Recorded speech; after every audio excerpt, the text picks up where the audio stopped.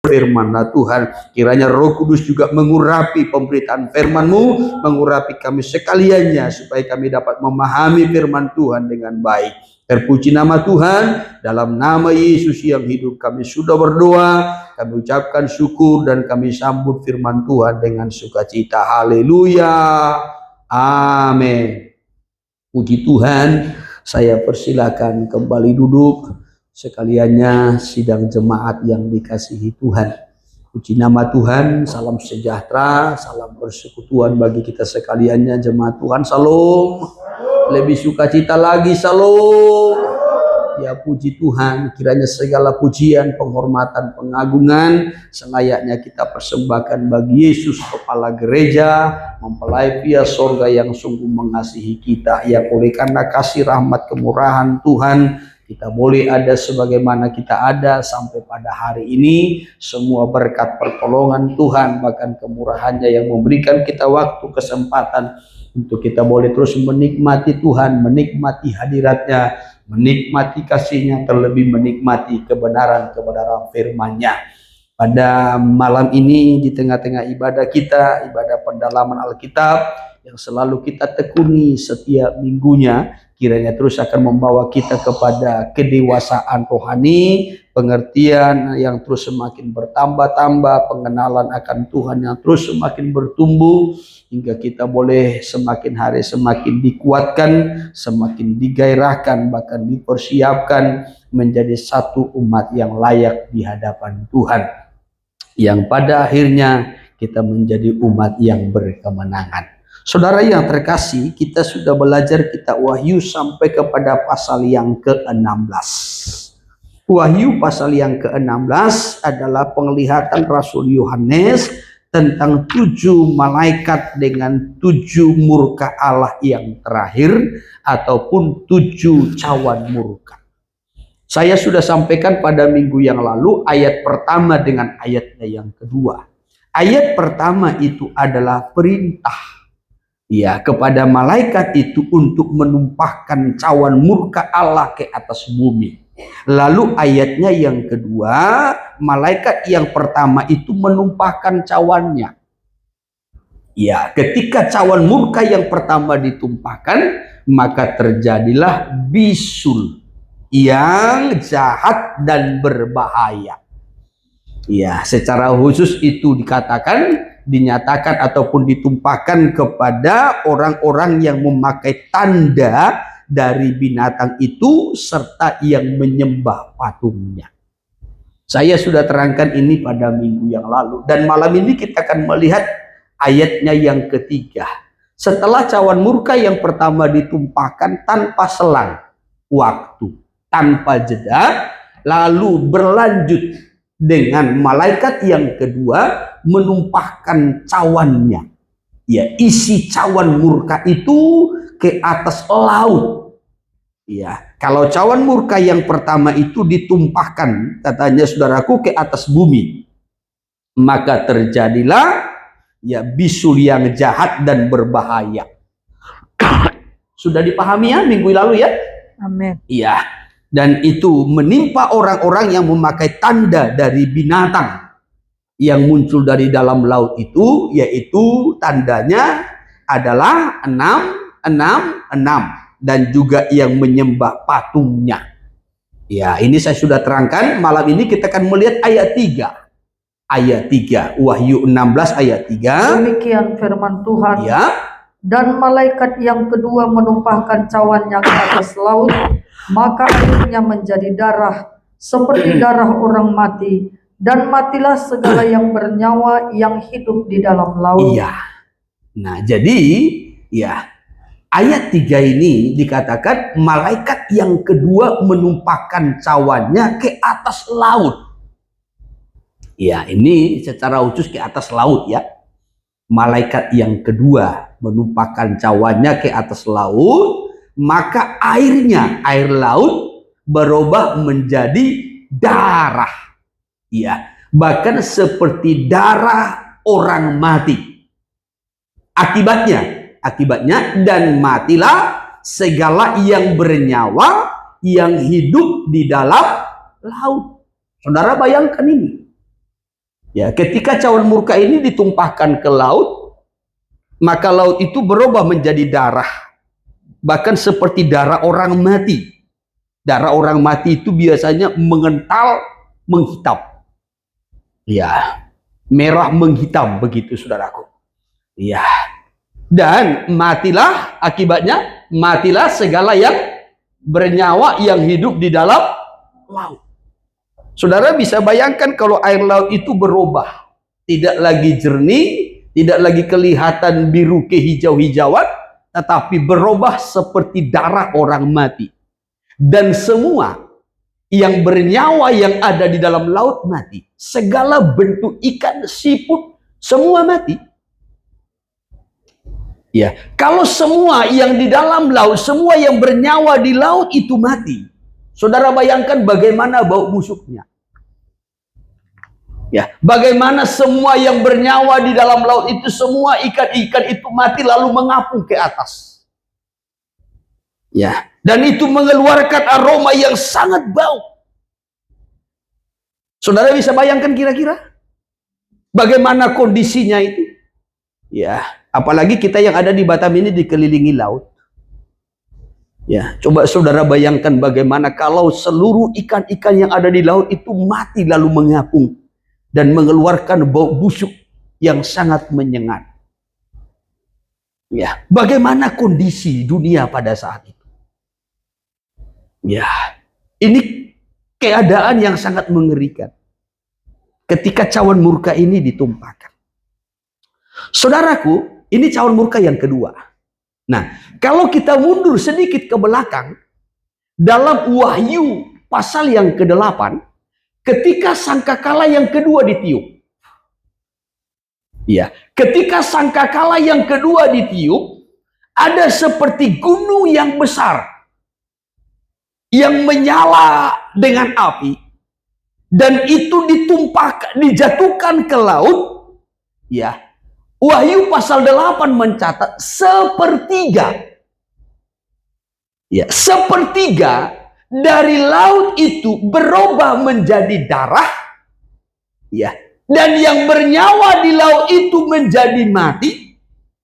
Maka aktivitas di laut pun seperti kapal-kapal pun hancur. Ya, ketika sangkakala yang kedua ditiup. Ya, laut dan isinya serta aktivitas di laut hancur sepertiga. Berapa? Berapa? Sepertiga. Tetapi berbeda ketika cawan murka ditumpahkan. Ketika cawan murka yang kedua ditumpahkan, seluruh laut bukan lagi sepertiga, tetapi seluruh laut, iya, mengalami dampaknya. Seluruh laut menjadi seperti darah, dan semua yang bernyawa di laut mati. Itu perbedaannya. Ya. Jadi Wahyu pasal 8, ketika sangkakala yang kedua ditiup, coba dulu Wahyu pasal 8 kita lihat sebentar. Demikian ayat yang ke-8. Iya. Lalu malaikat yang kedua meniup sangkakalanya, ya, dan ada sesuatu seperti gunung besar yang menyala-nyala oleh seperti api, gunung besar yang menyala-nyala oleh api, dilemparkan ke dalam laut. Dilemparkan ke dalam laut. Dan sepertiga dari laut itu menjadi darah. Berapa? Berapa? Sepertiga. Ya, kenapa sepertiga? Saya sudah terangkan. Dalam penghukuman Allah melalui pembukaan meterai, masih ada di situ kemurahan Tuhan. Ya, penghukuman Tuhan yang masih bercampur. Di situ masih ada kemurahan. Lalu manusia itu tetap dalam dosa, mengeraskan hati dan tidak bertobat. Lalu Tuhan menghukum dengan hukuman yang lebih berat, yaitu melalui peniupan sangkakala. Ya, ketika peniupan sangkakala, penghukuman Tuhan lebih berat. Tetapi manusia toh juga tidak bertobat. Ya, namun walaupun penghukuman Tuhan lebih berat, di situ masih ada kemurahan Tuhan. Maka laut yang Tuhan hukum itu sepertiga. Ya, sepertiga. Ya, maka gunung yang menyala-nyala seperti nyala api itu dilemparkan ke dalam laut, dan sepertiga dari laut itu menjadi darah. Terus ayat 9. Dan matilah sepertiga dari segala makhluk yang bernyawa di dalam laut. Terus. Dan binasalah sepertiga dari semua kapal. Iya. Matilah sepertiga dari segala makhluk yang bernyawa di dalam laut, dan binasalah sepertiga dari semua kapal-kapal. Aktivitas di laut itu betul-betul dihukum. Kenapa, saudaraku? Karena dosa aktivitas di laut ini juga makin meningkat. Maka Tuhan menghukum. Ya, sampai kapal-kapal pun kan dihukum. Ya, coba kita lihat sekarang ini aktivitas di laut ini ataupun aktivitas kejahatan melalui jalur laut itu kan makin meningkat. Ya, peredaran narkoba melalui laut meningkat. Ya. Peredaran, penjualan manusia. Ya, sindikat-sindikat penjualan manusia melalui laut makin meningkat. Ya. Jadi aktivitas kejahatan melalui jalur laut itu makin hari makin meningkat. Ya. Maka yang dihukum Tuhan bukan hanya segala yang bernyawa di laut, tetapi aktivitas kegiatan manusia di laut itu pun dihukum.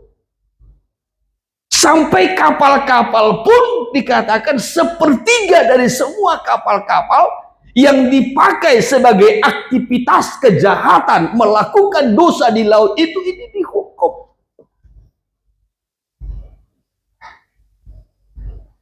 Ya. Tetapi kejahatan manusia, dosa manusia tidak berhenti. Ya.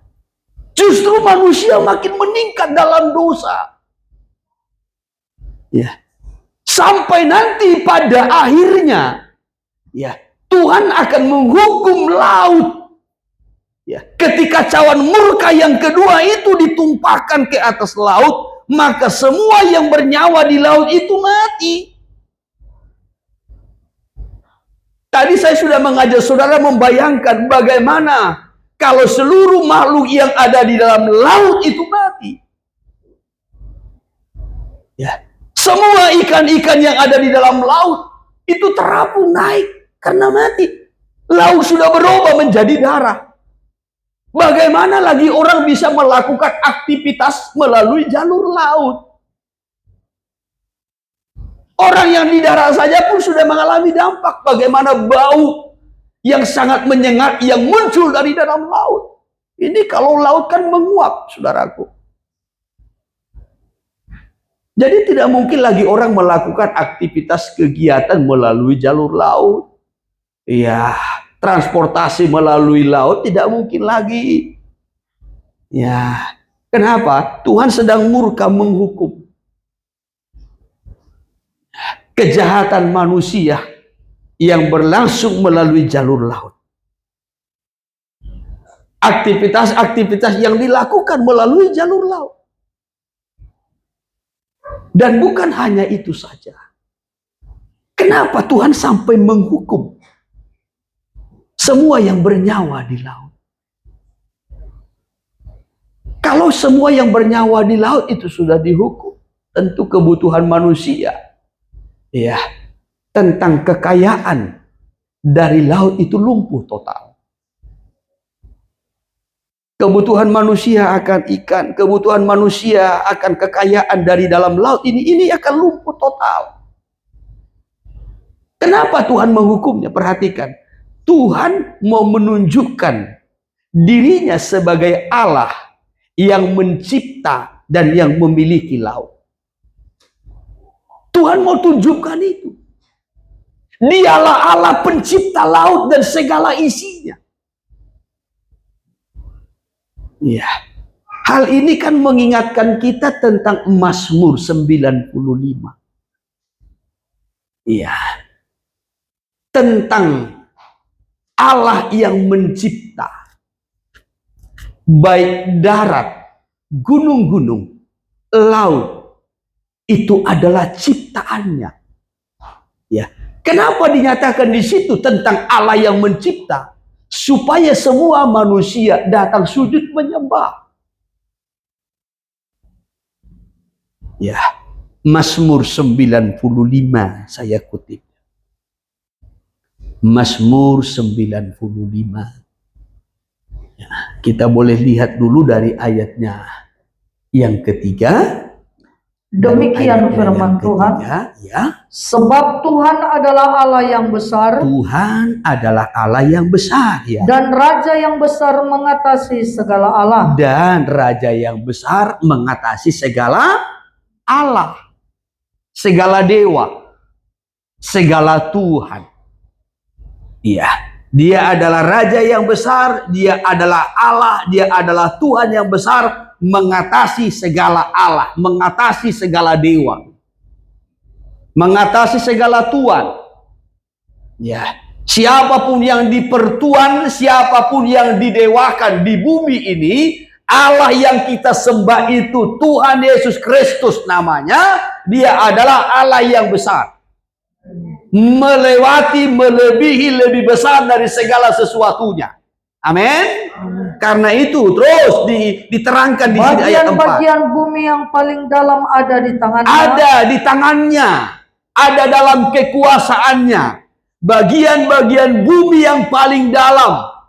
Ya, saudaraku, bumi paling bawah, bagian bumi yang paling bawah ada dalam tangannya, ada dalam kekuasaannya, ada dalam kendalinya. Terus puncak gunung-gunung pun kepunyaannya. Puncak gunung-gunung pun, yang tinggi pun, yang tidak mampu dijangkau oleh manusia adalah kepunyaannya, miliknya. Ya, miliknya.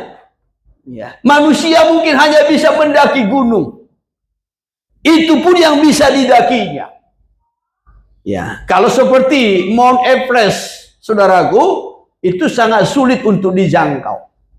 Apalagi kalau di musim dingin. Ya, karena Mount Everest itu juga walaupun tidak di musim dingin itu selalu bersalju. Ya, ditutupi oleh es yang cukup tebal. Pendaki-pendaki dunia sangat sulit untuk menjangkau puncaknya. Ya. Tetapi Alkitab menerangkan itu adalah kepunyaan Tuhan. Ada dalam kekuasaan Tuhan, ada dalam kendali Tuhan. Apa yang sulit dijangkau oleh manusia, apa yang sulit saudaraku untuk dimiliki oleh manusia, tetapi itu ada dalam kekuasaannya. Maka Mazmur 95 ini menerangkan tentang Allah pencipta, Allah yang empunya, pemilik, Allah yang penuh dengan kuasa itu. Iya, coba terus, kepunyaannya laut, dialah yang menjadikannya. Iya, kepunyaannya lah laut, dialah yang menjadikannya bersama dengan segala isinya. Ya, jadi di sini diterangkan tentang kealahannya, tentang ketuhanannya, tentang kedaulatannya. Dia berdaulat atas laut sebab itu kepunyaannya. Dia berkuasa atas laut sebab itu ciptaannya. Amin. Iya. Maka di sini Mazmur 95 ini diterangkan apa tujuannya terus. Dan darat tangannya lah yang membentuk. Iya, karena itu terus masuklah, marilah kita sujud menyembah terus berlutut di hadapan Tuhan yang menjadikan kita. Iya, berlutut di hadapan Tuhan yang menjadikan kita. Darat tangannya yang membentuk, laut kepunyaannya, dia yang menjadikannya, puncak-puncak gunung kepunyaannya. Iya. Dialah yang membentuknya, dia yang menciptakannya. Karena itu dalam ayatnya yang ke-6, hai manusia, hai ciptaan Allah, mari datang sujudlah menyembah kepada dia, Allah pencipta. Amin. Tetapi karena manusia tidak mau sujud menyembah kepada dia, Allah pencipta, maka sekali kelak laut itu akan dia hukum. Darat itu akan dia hukum. Tumbuh-tumbuhan akan dia hukum dengan nyala api. Laut itu akan dia hukum menjadi darah. Supaya manusia tahu, manusia sadar, dia adalah Allah pencipta yang layak dan harus disembah.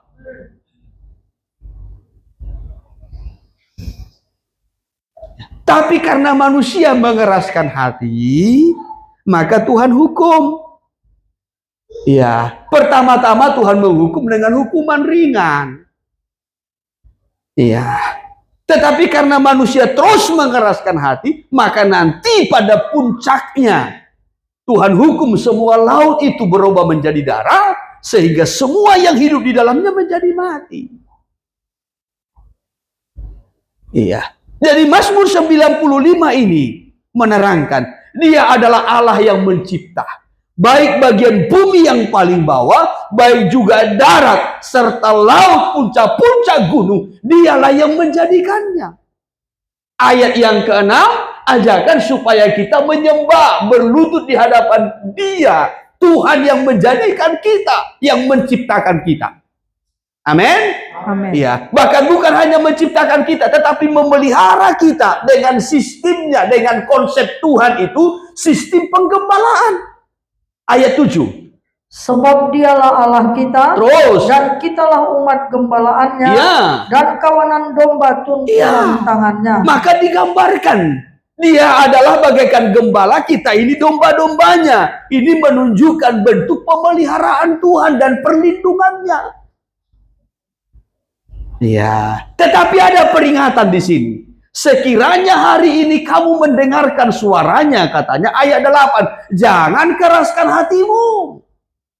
Coba, terus. Pada hari ini sekiranya kamu mendengar suaranya, Iya. janganlah keraskan hatimu seperti di Meribah, Terus. seperti pada hari di masa di padang gurun, Iya. pada waktu nenek moyangmu mencobai aku, Iya. menguji aku, padahal mereka melihat perbuatanku. Iya. Iya. Jangan keraskan hatimu. Kamu sudah lihat perbuatan Tuhan, keajaiban Tuhan, kedahsyatan Tuhan. Kamu sudah lihat ciptaan Tuhan. Kamu sudah lihat kekuasaannya, kedaulatannya. Tetapi kamu mengeraskan hati, tidak datang menyembah. Karena itulah maka kamu kuhukum, kata Tuhan. Melalui apa? Mengubah laut menjadi Darah.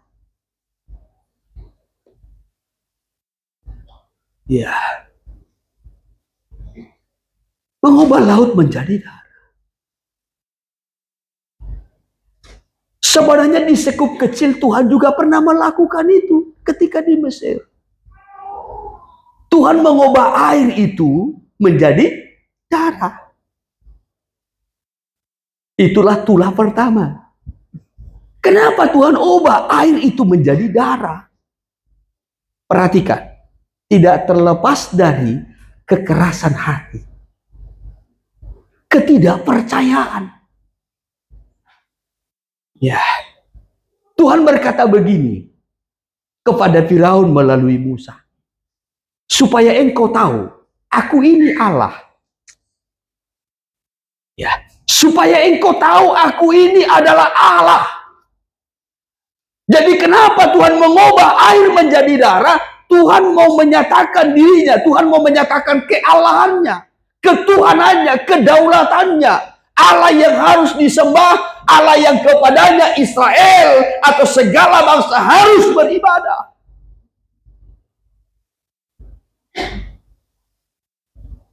Tetapi di situ sekupnya masih Mesir. Ya, masih Mesir. Karena kekerasan hati Firaun. Ya.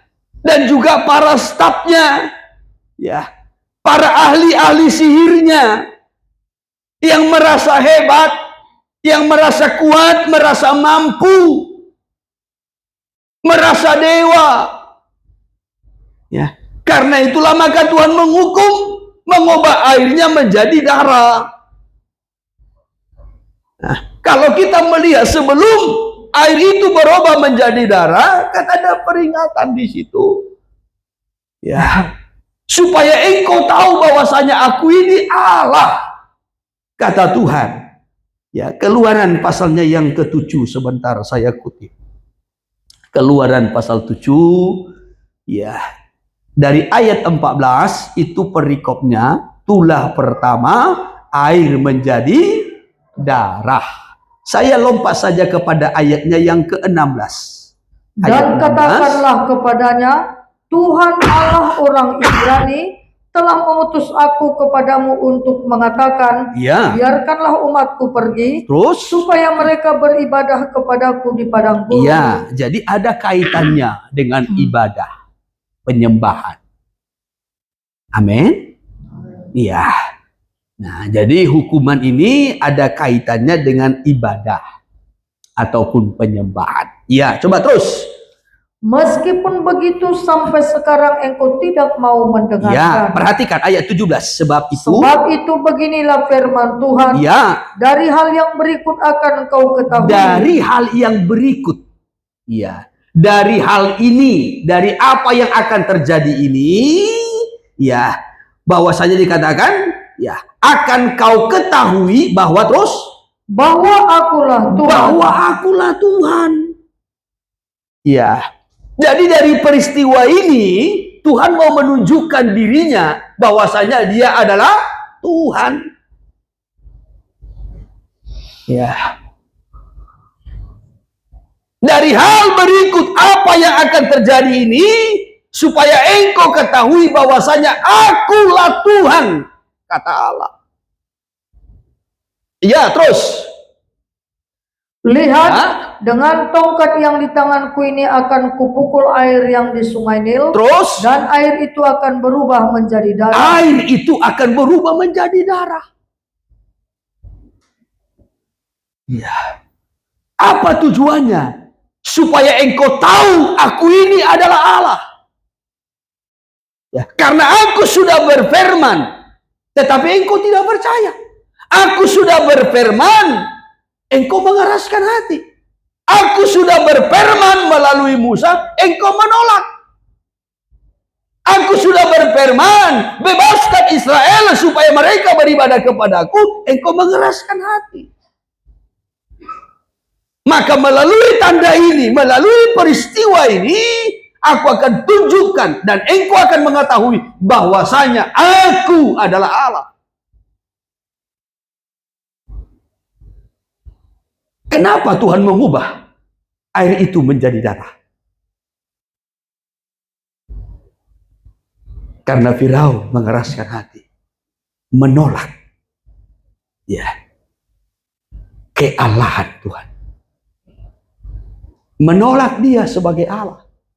Karena Firaun merasa dia punya dewa, dia punya kekuatan, dia punya kedudukan, dia punya orang-orang yang hebat yang mendampinginya. Sama seperti manusia sekarang ini. Kenapa manusia sekarang ini sulit menyembah Tuhan? Karena masih merasa hebat, masih merasa punya kekuatan.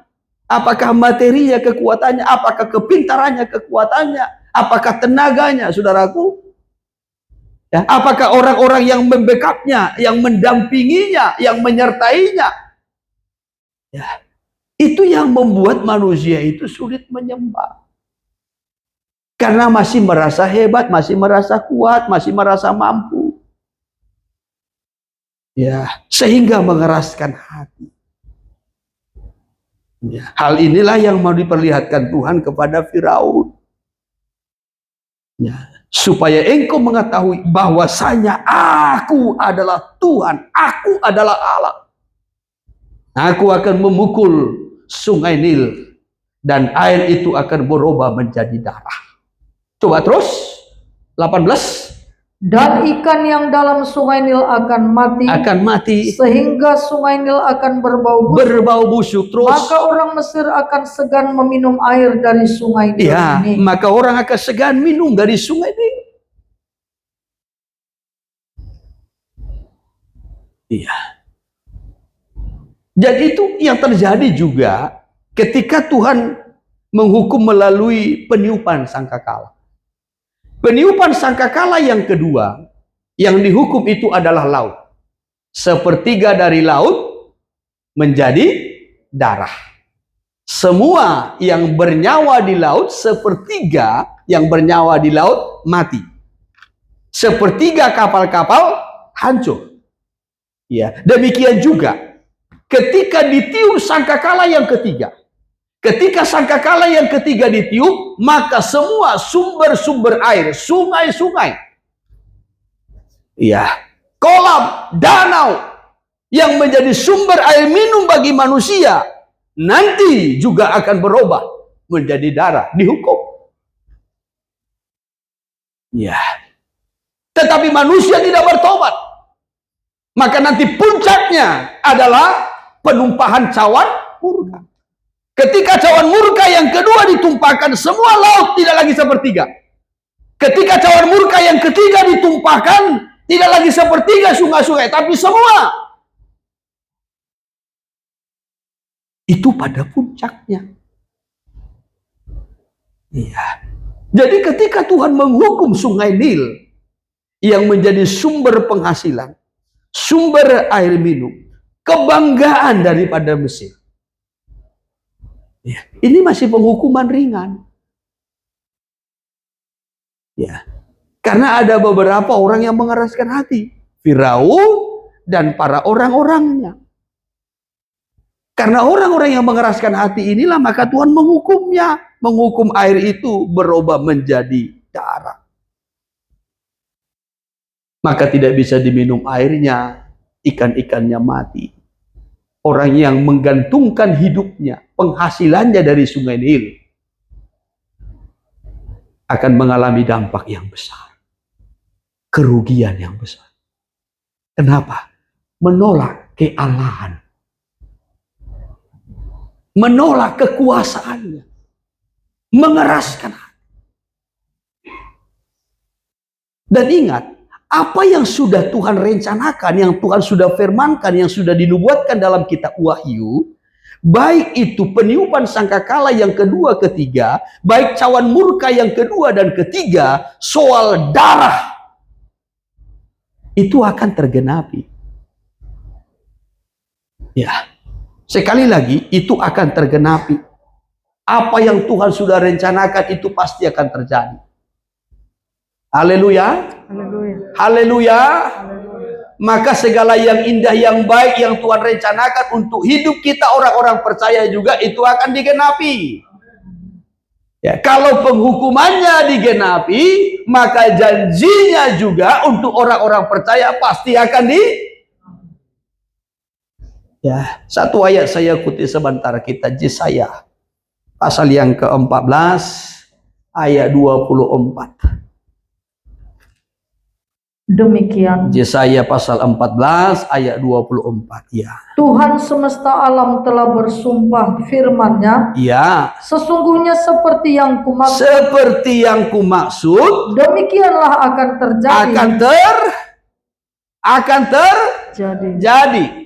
Jadi apa yang sudah Tuhan rencanakan, apa yang sudah Tuhan maksudkan, apa yang sudah Tuhan program dari sejak semula akan terjadi terus. Dan seperti yang kurancang, ya, demikianlah akan terlaksana. Dan seperti apa yang kurancangkan, semua itu akan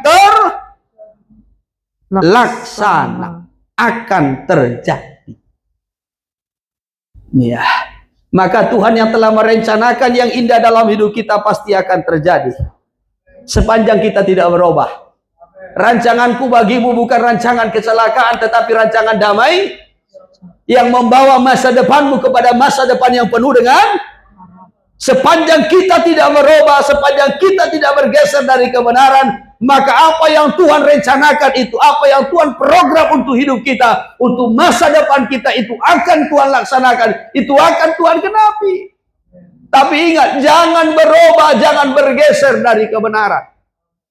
Demikian juga dengan penghukuman Tuhan.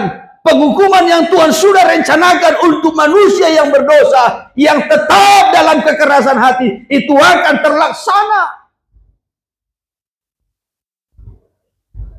Ya. Dari sejak semula, Orang-orang yang mengeraskan hati, yang menolak kealahannya, yang menolak ketuhanannya, Tuhan sudah persiapkan hukuman.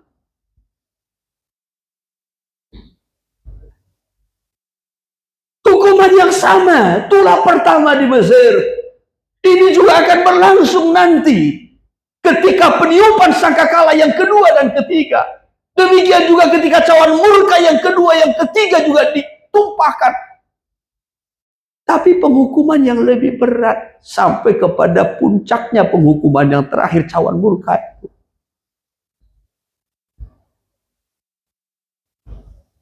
Karena menolak, mengeraskan hati untuk menyembah Dia yang adalah Tuhan pencipta. Saya seringkali dan menekankan ya secara khusus kepada saudara jemaat Tuhan supaya betul-betul memiliki dasar yang kuat ya tentang ketuhanan, tentang kealahan, supaya jangan sampai bergeser. Amin. Soal penyembahan jangan sampai kita merosot. Apalagi di zaman kita sekarang ini. Ya. Sungguh sangat-sangat terlalu banyak kesesatan-kesesatan yang muncul. Ajaran-ajaran yang memelintir kebenaran itu. Walau seperti sedikit dipelintir, tetapi sudah bergeser dari kebenaran. Hati-hati dengan semua ini. Iya. Alkitab sudah mengingatkan kita menjelang kedatangan Tuhan. Bagaimana Mesias palsu. Bagaimana ajaran itu bergeser dari kebenaran yang sesungguhnya.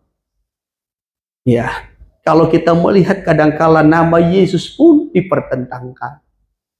Ketuhanan Yesus dipermasalahkan. Ketritunggalan Allah nggak jelas-jelas. Iya. Saudara bayangkan. Ya, menganggap rumusan ketritunggalan itu adalah ciptaan manusia, gereja tidak. Ya. Sebenarnya Alkitab sudah mencatat itu. Hanya kita perlu belajar dengan benar dalam pimpinan pertolongan Roh Kudus supaya kita memahami dengan baik. Ya. Sehingga kita tidak digeser dari kebenaran. Nah, tadi kitab Keluaran pasal 7. Allah sendiri berkata supaya engkau mengetahui aku Allah. Ya. Jadi sebenarnya Allah memperkenalkan dirinya melalui perbuatan-perbuatan. Kan begitu? Ya. Baik kalau kita melihat dalam kitab Mazmur kepada bangsa Israel, Tuhan memperkenalkan dirinya melalui perbuatan.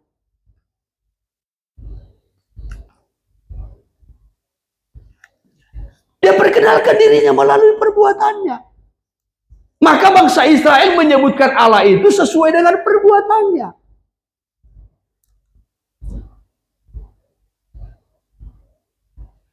Namun dalam perjanjian baru, Allah sudah memperkenalkan dirinya. Siapa namanya? Yesus Kristus. Tapi manusia menolak dan mempersoalkan.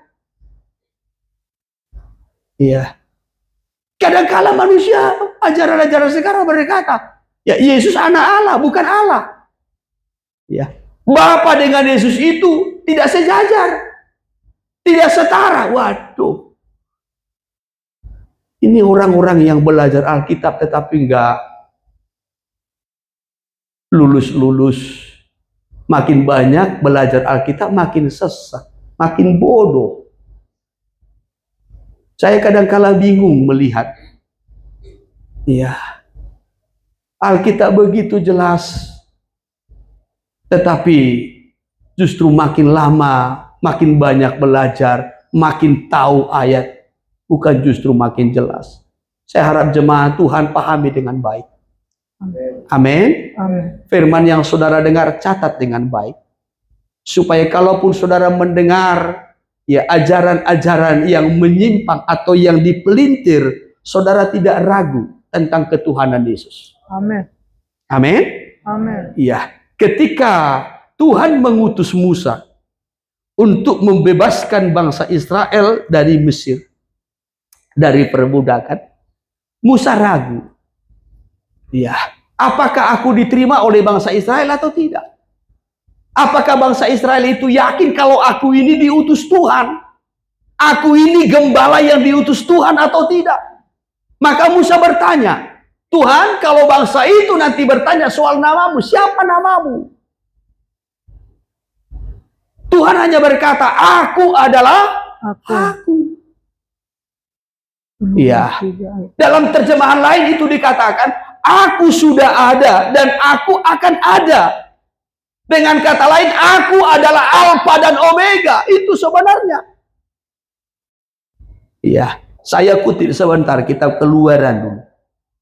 Supaya saudara jangan ragu dengan ketuhanan Yesus itu. Keluaran pasal 3 ayatnya yang ke-14. Demikian. Iya. Firman Allah kepada Musa. Iya. Aku adalah aku. Iya. Lagi firman-Nya. Atau naik dulu kita sebentar ke atas. Ayat 13. Lalu Musa berkata kepada Allah, tetapi apabila aku mendapatkan orang Israel Iya. dan berkata kepada mereka, Terus. Allah nenek moyangmu telah mengutus aku Iya. kepadamu. Terus. Dan mereka bertanya kepadaku, Terus. bagaimana tentang namanya? Ya, ini Israel pun ternyata mempersoalkan namanya. Terus. Apakah yang harus kujawab kepada mereka? Ya. Firman Allah kepada Musa. Terus. Aku adalah aku. Aku adalah aku. Lagi firman-Nya. Ya. Beginilah kau katakan kepada orang Israel itu. Terus. Akulah aku telah mengutus aku kepadamu. Aku adalah aku. Yang telah mengutus Musa kepada bangsa Israel. Arti aku adalah aku yang sudah ada dan aku yang tetap ada. Saya kutip terjemahan lama dulu. Ada terjemahan lama di situ. Demikian ayat 13 dimulai. Ya, ayatnya yang ke-14 saja langsung. Ayat 14 saja. Ya. Maka firman Allah kepada Musa, ya. Aku akan ada yang aku ada. Aku akan ada yang aku ada. Ya. Yang aku ada, aku sudah ada dan aku akan ada. Artinya aku tetap ada. Ya, aku ada sekarang dan aku akan ada di hari yang akan datang. Aku ada sekarang itu adalah Alfa. Aku ada di hari yang akan datang, Omega. Akulah yang awal, akulah yang akhir. Kan begitu? Amin. Ya.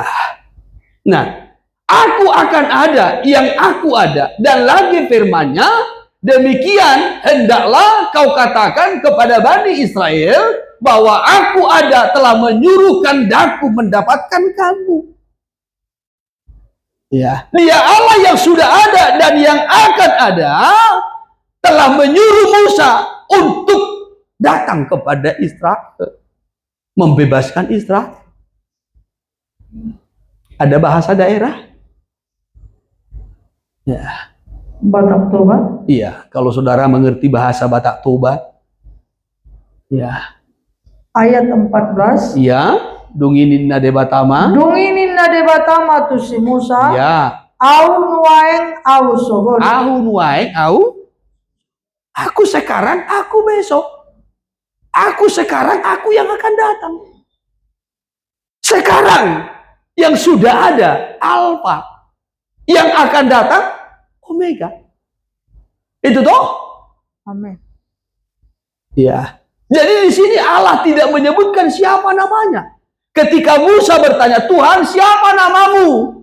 Kalau nanti bangsa Israel bertanya, katakan saja, aku yang sudah ada dan aku yang akan datang. Aku Alfa dan Omega. Iya. Dalam Wahyu pasal 1 ayat 8 pun itu dikatakan. Ya, Dia adalah Alfa dan Omega. Wahyu pasal 1 ayat 8. Demikian firman Tuhan. Iya. Aku adalah Alfa dan Omega, firman Tuhan Allah, yang ada dan yang sudah ada, dan yang akan datang, yang maha kuasa. Itu. Ya. Jadi Keluaran pasal yang ketiga ayat 14 dengan Wahyu pasal 1 ayat 8 ini Nyambung. Dia Allah yang sudah ada dan yang akan datang. Alfa dan Omega. Jelas ya? Amin. Tapi bukan nama Allah kita itu si Alfa dan Omega, bukan. Tapi itu sebutannya. Iya, dia Allah yang sudah ada dan yang akan datang. Maka perhatikan begini. Keluaran pasal 6 ayat 1 dan ayatnya yang kedua. Allah berkata begini, aku sudah menampakkan diri kepada nenek moyangmu, Abraham, Ishak dan Yakub. Tapi soal nama, aku tidak memberitahu.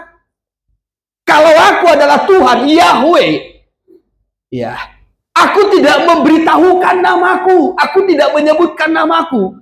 Kalau aku ini Tuhan, Yahweh, tidak. Iya. Tetapi nanti, ketika dia datang sebagai manusia ke dunia, baru nama itu dimunculkan. Ya. Coba sebentar. Keluaran pasal 6 ayat 1. Maka saudara perhatikan dengan baik, supaya saudara jangan ragu. Ya, amin. Ya, jangan meragukan ketuhanan Yesus, jangan meragukan ya saudaraku rumusan ketritunggalan itu. Ya, jangan menyatakan Yesus itu adalah anak Allah, tidak sejajar dengan Allah, dia sama. Ya. Kita perlu memahami, memiliki doktrin yang benar supaya jangan sampai digoyahkan pada zaman akhir ini. Ya, kalau doktrinnya salah, imannya salah. Kalau doktrinnya salah, karakternya salah. Ya, karena itu mempengaruhi. Coba pasal yang ke-6 ayat 1. Selanjutnya berfirmanlah Allah kepada Musa, Ya. Akulah Tuhan. Akulah Tuhan, ya. Aku telah menampakkan diri kepada Abraham, Ishak dan Yakub Ya. sebagai Allah yang Maha Kuasa. Sebagai Allah yang Maha Kuasa, tetapi dengan namaku Tuhan, aku belum menyatakan diri. Ya, tetapi dengan namaku sebagai Tuhan, aku belum Menyatakan diri. belum menyatakan diri. Iya. Jadi Tuhan belum menyatakan diri. Siapa namanya? Karena bangsa Israel belum tahu siapa namanya, maka bangsa Israel menyebutkan Tuhan itu sebagai Yahweh. Sebutan. Ya. Sebutan. Ya, Allah. Allah itu artinya apa? Dewa. Ya. Jadi kalau ada orang berkata, kalian menyebutkan Yesus itu Allah. Allah itu artinya dewa. Benar. Ya. Tapi dewa yang tertinggi, raja di atas segala raja, Tuhan di atas segala Tuhan, dewa di atas segala dewa. Haleluya. Iya. Jadi dalam Keluaran pasal yang ke-6 ayat 1 dan ayat kedua ini, Tuhan berkata, aku menampakkan diri kepada nenek moyangmu Abraham, Ishak dan Yakub. Tetapi soal nama, aku belum menyatakannya. Ya. Tetapi ketika dia datang, ya, sebagai manusia, itulah Yesus yang lahir melalui rahimnya Maria, tapi bukan karena keinginan seorang laki-laki dan perempuan, namun dikandung oleh Roh Kudus. Maka nama itu dimunculkan. Ya, malaikat yang menjumpai Maria berkata, Maria, engkau mengandung dari Roh Kudus, dan engkau harus menamai dia Yesus. Nama Yesus bukan nama yang diberikan Maria. Nama Yesus bukan nama yang diberikan Yusuf. Nama Yesus bukan nama yang diberikan opungnya Maria atau Yusuf, tidak. Bukan nama yang diberikan oleh seorang imam, tidak. Tetapi nama Yesus adalah nama yang diberikan oleh Allah melalui malaikat. Haleluya. Iya, mari saya kutip sebentar dalam kitab Injil Matius dan Injil Lukas. Ya. Matius 1. Terlebih dahulu dari Injil Lukas dulu. Kepada Maria terlebih dahulu. Ya. Lukas pasal 1 dari ayatnya yang ke-35. Demikian firman Tuhan. Iya. Atau naik dulu 31.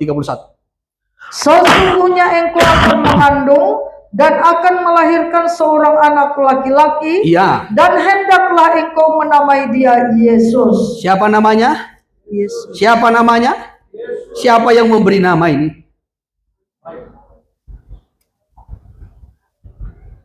Yaitu malaikat yang menyampaikan kabar itu.